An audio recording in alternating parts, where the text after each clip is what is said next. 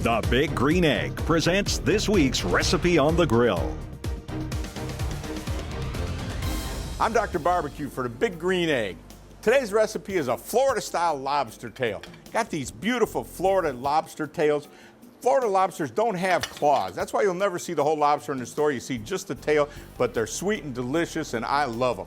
So along that theme, I'm gonna make a Florida-style lobster roll. Lobster roll is a common thing up in New England with the Maine lobsters. One of the interesting ingredients is these buns. It's kind of a hot dog bun, but it's split on top. See how that is?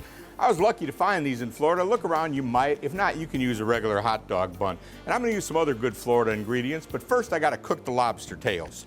So I'm gonna brush them with some melted butter. I've added just a little bit of garlic powder to the melted butter, just a little bit extra flavor.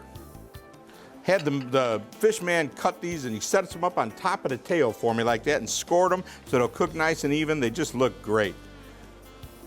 And just a little bit of salt and pepper. Whoa, that's a lot of pepper. All right, now they're going in the egg. I got the egg set up cooking indirect at 350. I've got the BBQ handle and things. I'm right on 350. No wood chips, just the charcoal flavor is gonna be good.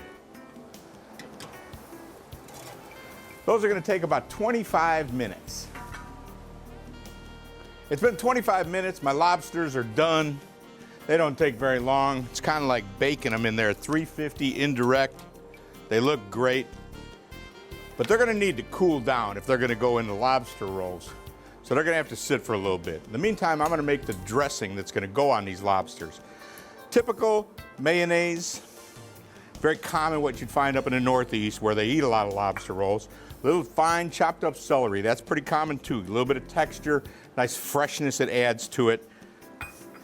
A little bit of dried tarragon, nice little herby flavor for it. I'm gonna put a little bit of more salt in here. I'm gonna skip the pepper because the lobster's got me covered.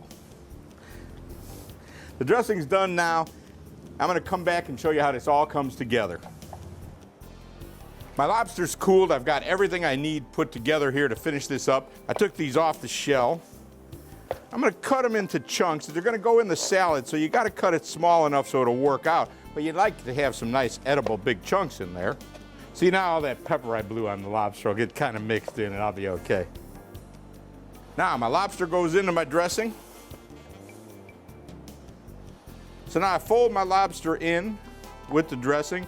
As you can see, this is really all about the lobster. The dressing is just kind of a little something to put on there. Now to keep along that Florida vein, I'm gonna take my lobster roll and put a little bit of spinach in there. They use lettuce up north, but I like to put a little something different. A couple of lettuce or spinach leaves to give a nice little crunch. And spinach is good for you, a nice thing to work in. As if you need a reason to eat the lobster roll. And then I like to add a little bit of Florida avocado. See that avocado? Looks a little different than them other ones. That's a Florida avocado. The avocado and the orange and the Florida lobsters makes this a Florida-style lobster roll. And now I put the lobster roll stuff in there. Remember, I had mayo and celery and a little bit of tarragon and orange zest and a whole bunch of lobster meat. I think you're gonna like this. The orange really is an interesting twist. And of course, with all that lobster meat in there, you can't go wrong. The avocado, the nice creamy part, the avocado is a nice addition. There you go. This is the Florida-style lobster roll on Fish in the Flats.